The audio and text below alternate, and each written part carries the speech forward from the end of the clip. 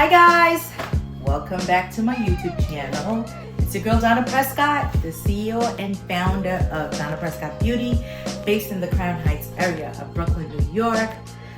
Guys, I am the big 45. Oh my God, I celebrate my birthday and I had the most amazing month, amazing birthday. I am just so grateful that I got this far and I could sit back and reflect and just feel good about everything and where I am right now. This week's topic, we're gonna make it very light. So I'm gonna give you the CEO's take on these questions. Okay, let's roll. Being booked and busy is overrated. Whew, I love that one because guess what? When I first started doing hair, I really thought it was about the more heads that you do, the more money I would make. But that is a complete lie. It's like doing hair is very physical and could be very tasking on your body and you're gonna cap at some point. So when I initially started, I was able to probably do about 20 heads a day. And that got old very quickly because I was tired, okay? My bones, it just couldn't take it. So eventually as I grew, I figured out, okay, how can I bring in some more things to supplement for me not doing so many people or so many services? Eventually, I changed my schedule. I worked less days and I started doing less people. I adjusted my prices. I started bringing in more areas for me to source income from. So being booked and busy is definitely overrated. Being peaceful and profitable is the goal. Not every influencer deserves free services or products. Very true, okay? I remember when I first launched my product line, which was hair extensions and wigs, I was trying to figure out like ways to get the awareness around those products out there. And I networked a bit and met a few people who were like, you know, I'm working with this celebrity and I'm working with this model or this influencer. And, you know, if you send the products over, you would get shout out and, you know, credit for it and stuff. And I learned very quickly that people are going to use you for your stuff, okay? I remember sending product after product after product and being stood up. That was before I learned about contracts. When I realized like it was hurting my pockets and no one really cared, I quickly realized that there was a better way around it. Now, I'm not knocking any celebrities or influencers and I'm not knocking that strategy because it could work as well.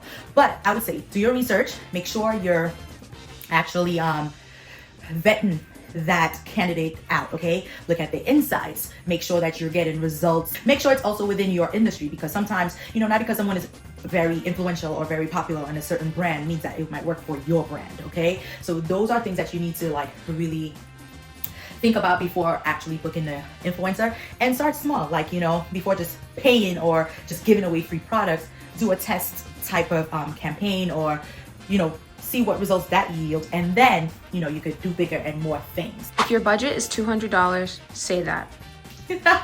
That's a very funny one. I've never argued with anyone about their prices, okay? That's just me overall. And even as an entrepreneur, like it always amazes me that people want to literally argue me down for my prices. So I feel like it's an easy, simple answer. If you go into someone's business and you ask for a price and the price is way more than you decided to spend, it's okay to say no thank you and keep it moving. Simple. Because guess what? You got a choice. You don't have to spend your money there. And I always tell people, if you have a budget that you're working with, stick to your budget, okay? There have been so many examples within my business where, you know, one, I sometimes try to adjust to other people's budget by going below what I feel like my service or my product is worth, and I get the most problems, okay? It be so, I just don't understand. But then when I just stick to what it is that I say that the thing is worth, things just always seem to flow smoothly for me. So guys, regardless of what end you are, if you decide that this is what the thing costs, this is what it's worth, this is what the value is. You got to let people see what the value is in your stuff, okay? And if they don't, it's okay. And guys, it's okay for you to say no thank you. Your friend's opinion doesn't pay the bills.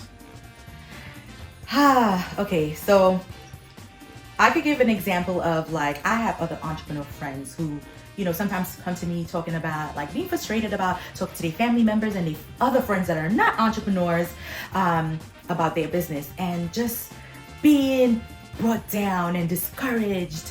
And it's like, I learned very early, like, you can't talk to everybody about entrepreneurship, okay? Because we just have a different type of mindset and different kind of brain. And, you know, someone who works a 9 to 5, I'm not saying that you cannot give an entrepreneur advice. I'm sure there's so many things that we could take from you guys. But again, like, it's two different dynamics. And most times, you know, the dynamics are not really understood from, you know, being outside of an entrepreneur, okay? We do a lot of crazy stuff. I say crazy stuff, but it's more like we risk a lot. And that's hard for other regular non-entrepreneurs to understand at times. So my take would be, you know, find a network of people that do the same thing with you, find a mentor, find some books, do some research, you know. That would be the avenue that I would use as a resource for the questions that I have, versus, you know, going to a friend who's just a friend, who don't understand how businesses ran, who doesn't understand, like, why I'm taking those risks to ask. So yes, your friends' opinions don't pay the bill. In the salon, there's always something to learn. Yes, okay? So the most random skill that I picked up from being a salon owner was learning conflict resolution, okay? De-escalation or de-escalating is my pro skills.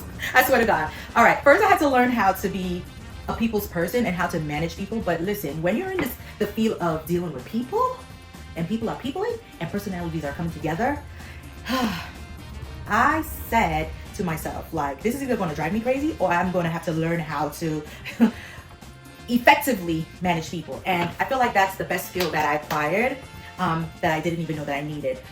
Learning how to manage people's, I don't even know how to put it, personalities, helping them de-escalate. Because let me tell you, coming and encountering people and the types of personalities that I come into, sometimes it's like, whew, you cannot let people's emotion affect you. And again, you cannot control how people show up, right? So learning how to see firstly, okay, this is what's happening right here, but we're not going to let this person shift the energy or shift the mood.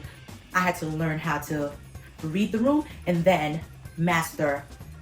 You're not going to get me to your 1,000 because you're in 1,000, but guess what? I'm going to try to bring you down. And I'm very good at that. I am such a, y'all got to give me a name for it, but that's me. I'm I'm a big pro at that, okay? So that was a random skill. Client vibes matter more than how much they spend. I don't know about you, but that is facts, okay? Facts for me. I've never been a person who chased money anyway. Yes, money is the tool that we need to create the lifestyle that we want, to pay the bills and whatnot. But I've definitely been a big fan about building relationships, and most of my clients became friends and family, okay? And that vibe is way better than money, okay? I will tell you about so many times where clients have said to me like, hey Donna, can I pay you later? Or this is what's happening with me right now. And I'd be like, it's okay, I got you. You know, you don't even have to pay me later, because guess what? I appreciate that relationship that we're building and how we're becoming very honest and transparent with each other, and just that relationship overall. So that matters to me more than anything there is when it comes to clients versus money. I hope you enjoyed this chat this week. I sure did. It's so fun. Guys, please let me know like what topics you would like me to talk more about. I'm so looking forward to this new month that's coming in. And thank you guys for joining me week after week. I love you, love you, love you, love you. You're building those subscribers, and I appreciate everybody who's coming into the DP Beauty community. All right, I'll see you next week, guys. Don't forget to like, comment, and subscribe.